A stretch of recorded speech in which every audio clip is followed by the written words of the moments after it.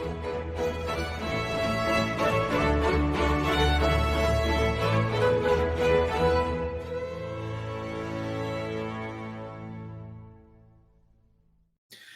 ladies and gentlemen, and welcome to another episode of the Daily Friend Show. I'm your host, Nicholas Lorimer, and today I'm joined by Gerbrandt van Heerden. Harry, how are you doing? Hello, Nick. I'm doing well, thank you. Very good to have you back with us, and also Dr. John Endres. John, how are you doing? Very well, thank you. Doing my best to stay warm because it is very chilly in Johannesburg at the moment. Well, yeah, and it is truly the winter of our discontent. And I think to illustrate that point, let's start off, actually first with a word from our sponsor, and then we'll get into the news. And this is from our sponsor, once again, Bitvice. Concerned about the poor performance of the South African rand and local investment returns when planning for your retirement? Look no further than bitvice.io, the reputable white glove Bitcoin service designed to provide you with a secure and professional approach to navigating the world of Bitcoin. With a proven track record, Bitcoin offers potential growth opportunities amidst economic uncertainties. At bitvice.io, we prioritize your security and empower you with self-custody, ensuring complete control and protection of your Bitcoin holdings. Discover the benefits of self-custody and secure your financial future with bitvice.io. Visit their website today, and if you look in the description of the show, there will be a link to that. And we thanks very much to them for sponsoring the show. So let's get into the news. And this may be simply an act carried out by someone suffering from mental illness, or it could be the cutting edge of where South Africa is heading. And that is that a man apparently yesterday at the Union Buildings went to the big statue of Mandela, stripped naked, and then sort of smacked the statue while walking around it with a panga, while complaining very loudly about load shedding service delivery and slow economic growth. According to someone who was filming the whole thing, he said he was complaining about load shedding and blaming President Cyril Ramaphosa for the country's poor state of service delivery. He also complained about the economy. He was really furious. He was arrested by the cops, who I think took him to a mental hospital, but I'm not 100% sure about that. So like I said, this could be simply someone who is mentally ill, but I must say I've never felt so much sympathy before with someone who took off their clothes and ran around a statue naked. Further to that, there's this opinion piece that came out yesterday in the Daily Maverick from one of the few ward councillors in the country, I think, who's actually been published in the opinion pages. He's been published quite a few times in the Daily Maverick. And this was David Potter, who's actually my councillor, who announced that he is resigning from his position as ward councillor after 12 years. And in his sort of parting opinion piece here, he paints a picture of a Johannesburg city that is in a huge amount of trouble. He says that he cares very deeply for the city, but that being a councillor is a frustrating and in many ways fruitless profession. He complains about the instability of the coalitions. He says, quote, "What we need are a few political parties who can get it together and keep it together. We do not need and should avoid at all costs is having upwards of 9 or whatever the number of political parties, some with only 1 or 2 seats, wielding power, promises and puppetry and failing dismally. This failure is scary. It is the failure of ensuring basic service delivery." He says the only people who can change this are the voters, and that when we have this revolving door of mayors, each mayor comes in, blames the last, and takes an age to catch up to what's going on. He complains about the fact that councillors are largely powerless to hold city officials to account, where it's difficult to get them fired, and you have to basically get the city administration to do that, who often don't listen to you. And he also warns further that the city of Joburg is suffering an exodus of city officials retiring or moving to work in other municipalities. He cites a number of officials that he had high respect for moving to the city of Cape Town to get employment there. So, John, let me start with you. This, I think, what we kind of got here is the boiling point being reached for many people, some in government, some just ordinary people, about the state of service delivery, a sort of rage about the inability to change things. What's your take on these two unrelated but related stories? Well, I must start with the question of who among us has not felt tempted, to rip off their clothes and run around the statue of Nelson Mandela, out of, for the very same reasons, the very good reasons that this gentleman did it. Just upset about load shedding, about lack of leadership, and about everything going to the dogs.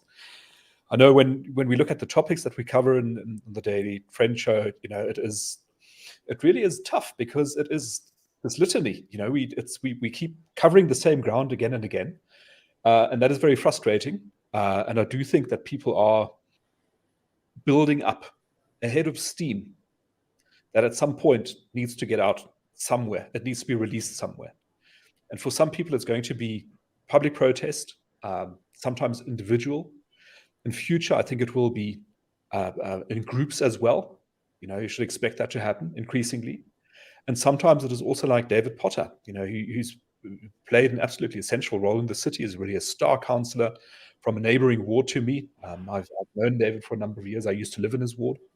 And there's always somebody who went above and beyond the call of duty, was available to the residents, was always on the ball, communicating, and, really, really engaged and deeply involved community member, a really, really good guy.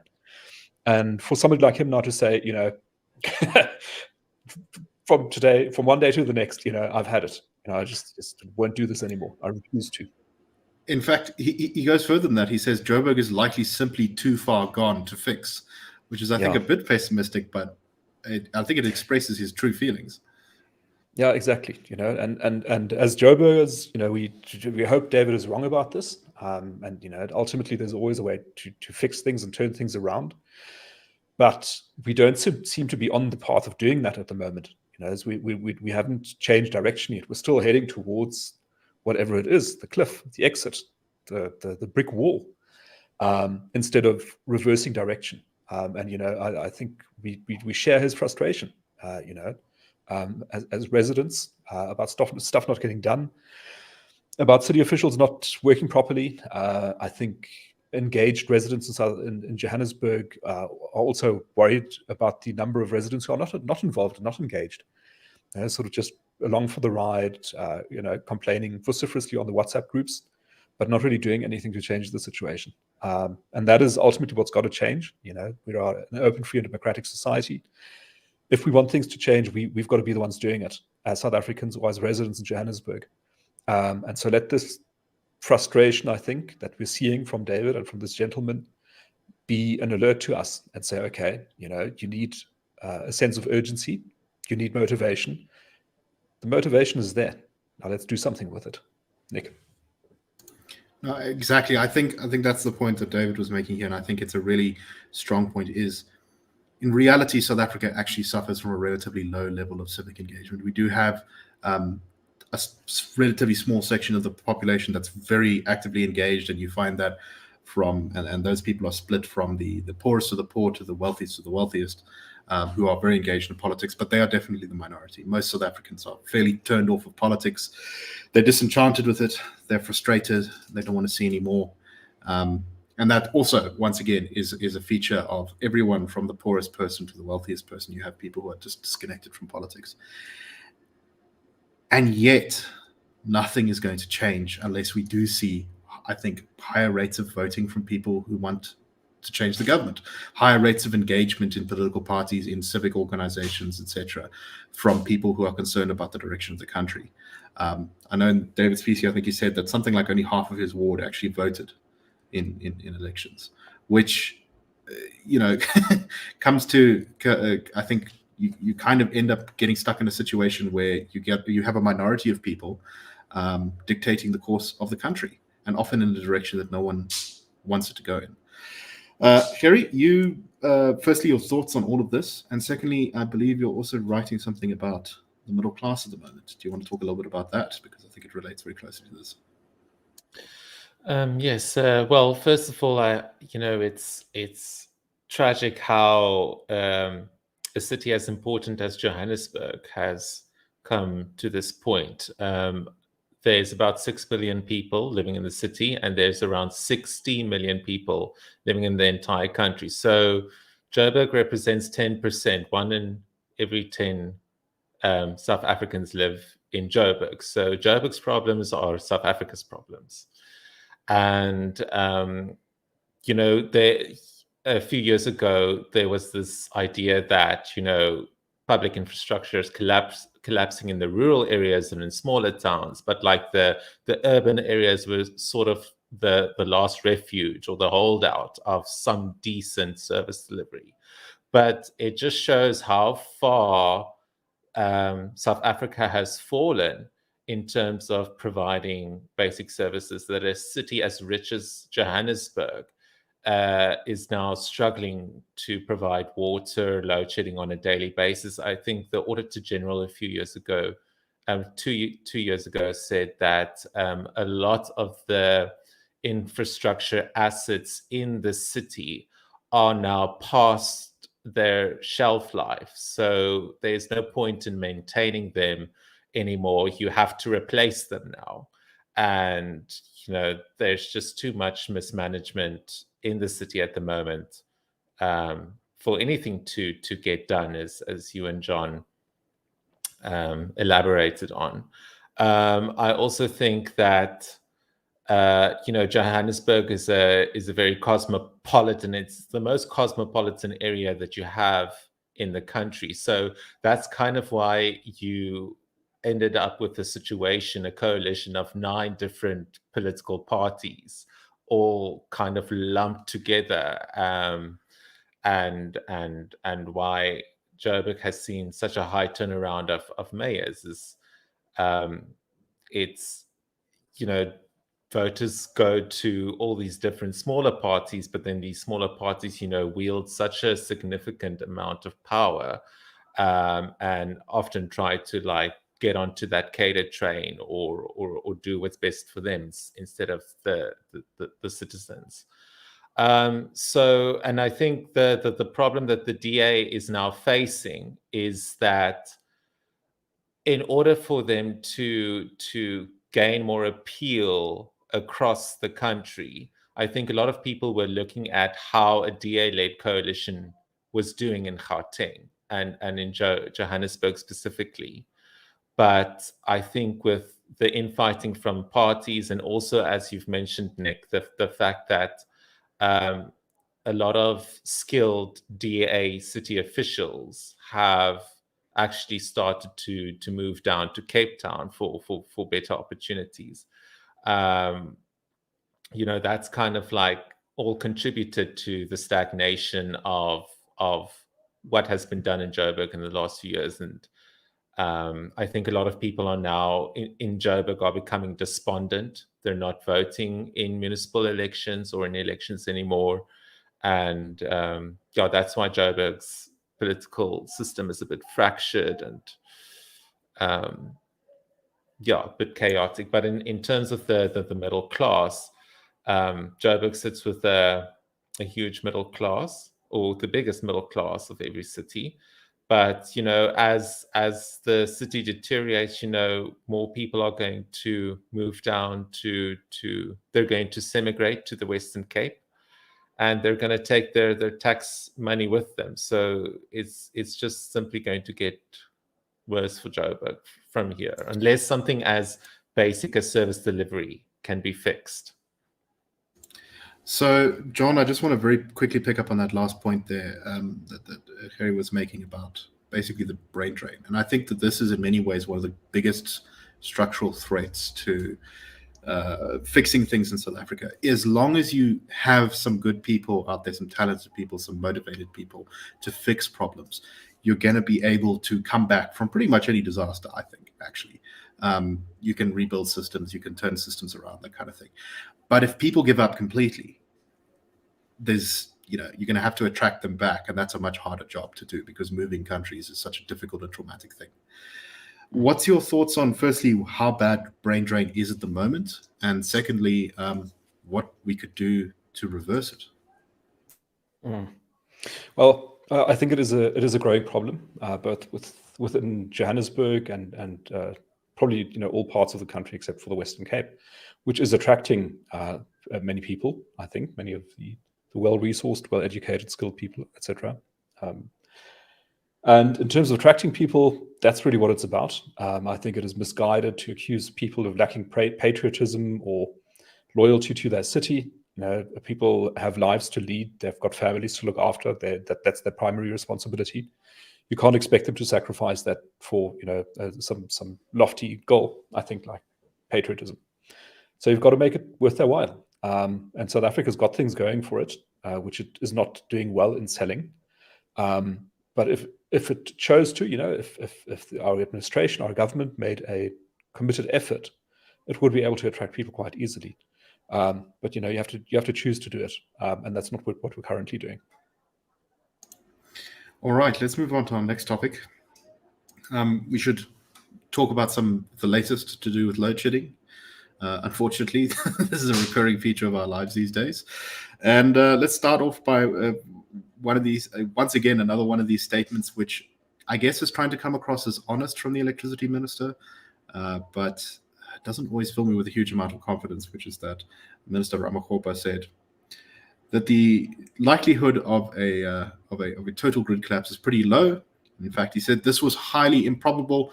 A national blackout or grid collapse remains highly improbable as multiple safeguards are in place to ensure that it does not occur. Now, I think the reason this makes me a little bit nervous is because even but a few years ago, the rhetoric was there's no chance of a total grid collapse. Further to that, Minister Gerbrandt, who's the mining and energy minister, seems to be directing more and more of the sort of policy and energy mix direction in the country. He's pushed back heavily against the renewables lobby, and now he is he's not just backing the coal lobby, but he also says that South Africa should pursue nuclear power. Originally, nuclear power kind of was planned for the country during the Zuma years. We did this nuclear deal, or we were about to do this nuclear deal with Russia, which was extremely expensive. I think it was going to cost more than R1 trillion for a large nuclear power plant. A government committee at the time, chaired by Minister Jomat Peterson, found that nuclear shouldn't be part of our mix because it was basically too expensive. Gerbrandt seems to be reversing this, though, and he says that government must pursue 2,500 megawatts worth of new nuclear energy products. He said that this would add stable generating capacity to supplement the increasing shift to renewables. He said that it won't be for what the previous nuclear deal did, but rather at a much smaller amount, at a rate the country can afford. So he's clearly anticipating some of the pushback there. Gerbrandt, your take on this? So I think that it is, as you say, it's very concerning that a few years ago there was this idea that we would never face a total blackout, and maybe the chance of gaining that point is still far off. I mean, we are a country who has a lot of experience in managing load shedding since 2008, so we've become very well versed in that. But I don't think we should completely rule a total blackout out.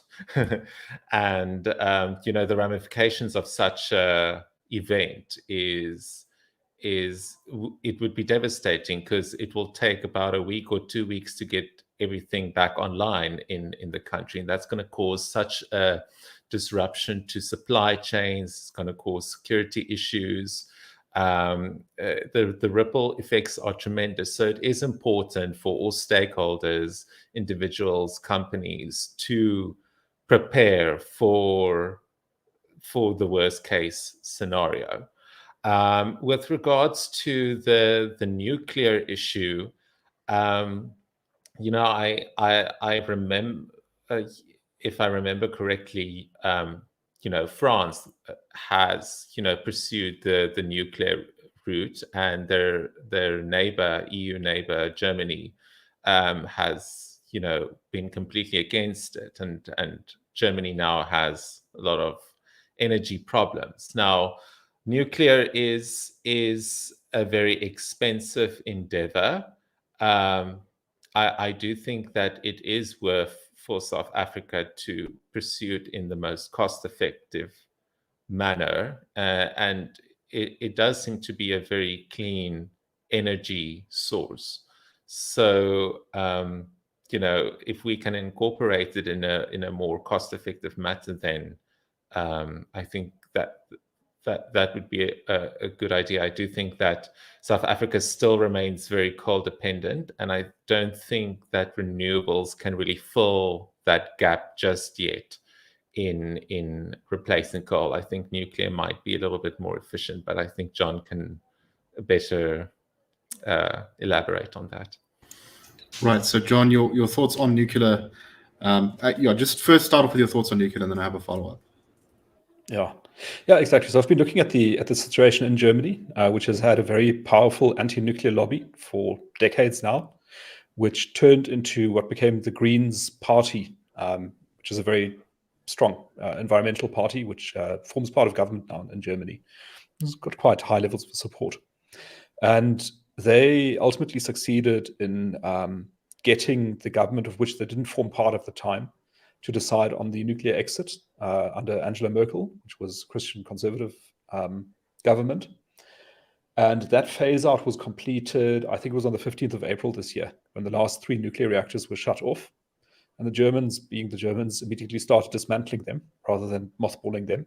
So they're really getting out of nuclear power. But they're very much out of step with what's happening in their neighboring countries, including other countries like Scandinavian countries that used to have similarly strong green movements that were anti-nuclear and which have now changed direction and have endorsed nuclear power. And those countries are now all building nuclear power stations.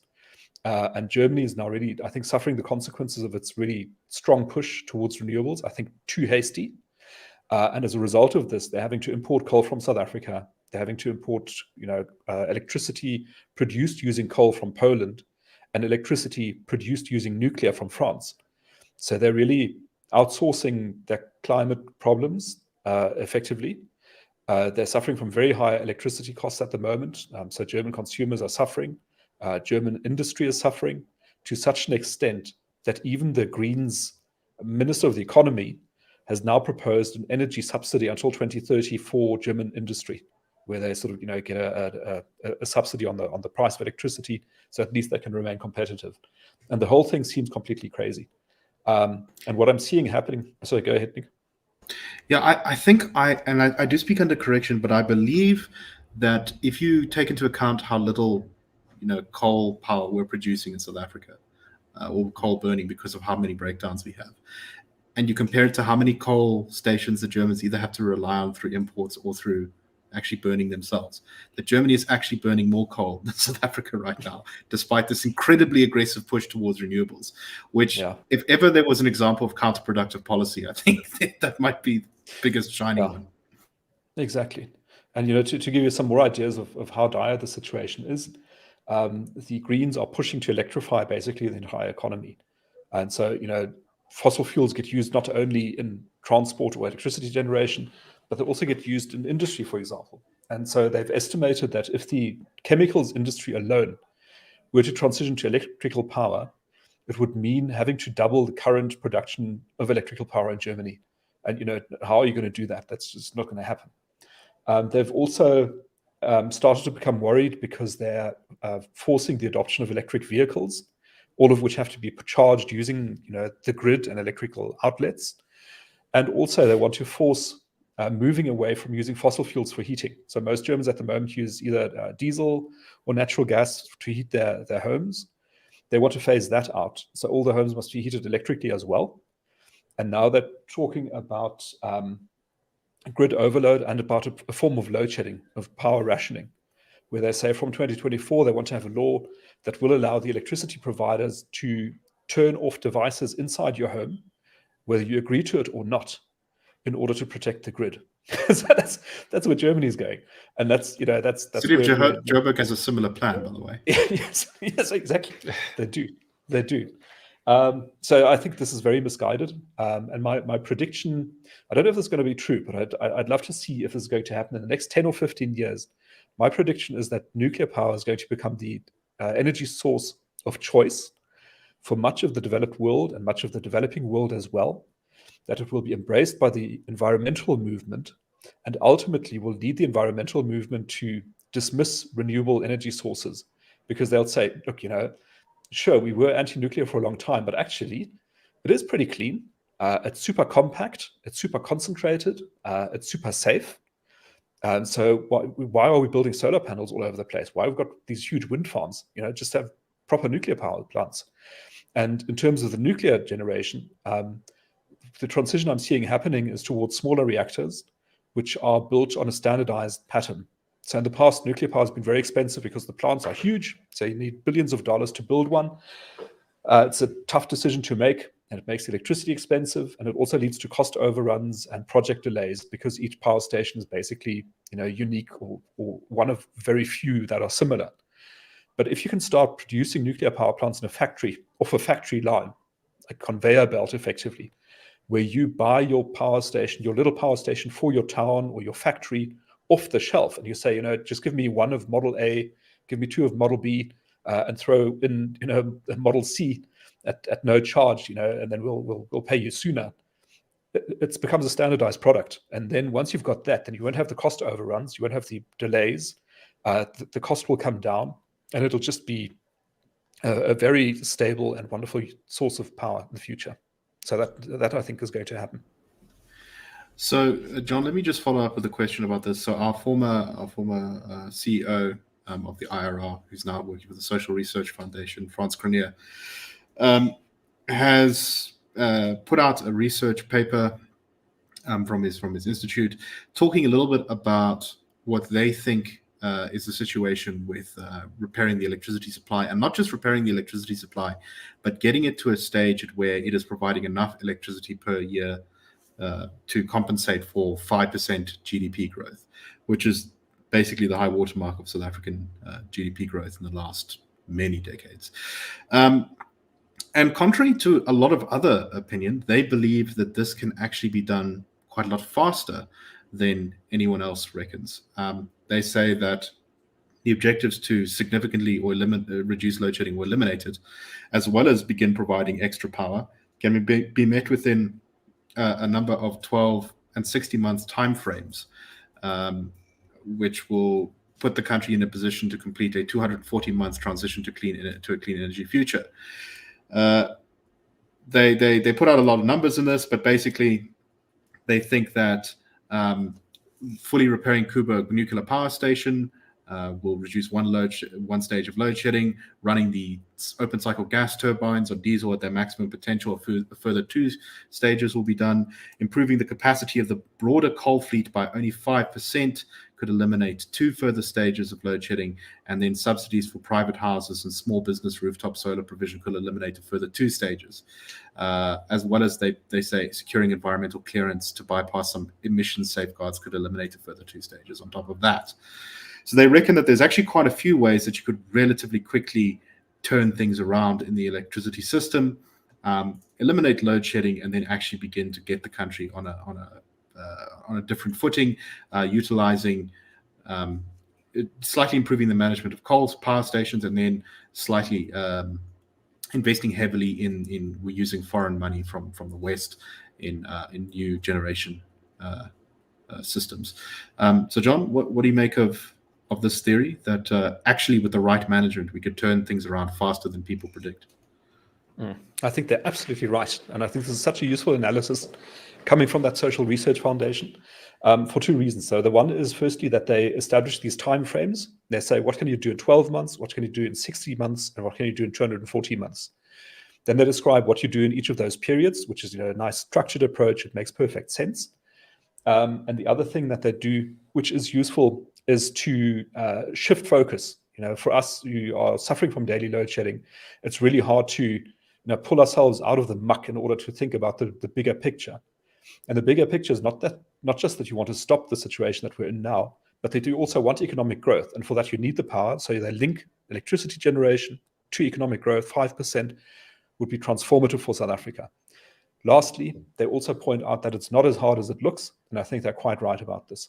We're now getting solutions from various angles coming at us, which is household generation, big companies generating, pressure being put on Eskom to get its act together. But I think for it to get its act together, those power stations will have to be managed properly. And that means taking a lot of the restrictions off in terms of ministerial interference, board interference, procurement guideline interference, and hiring policy interference.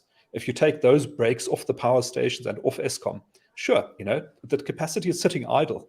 We've got huge capacity power stations which have been built already. They're sitting there. They're connected to the grid. They used to work.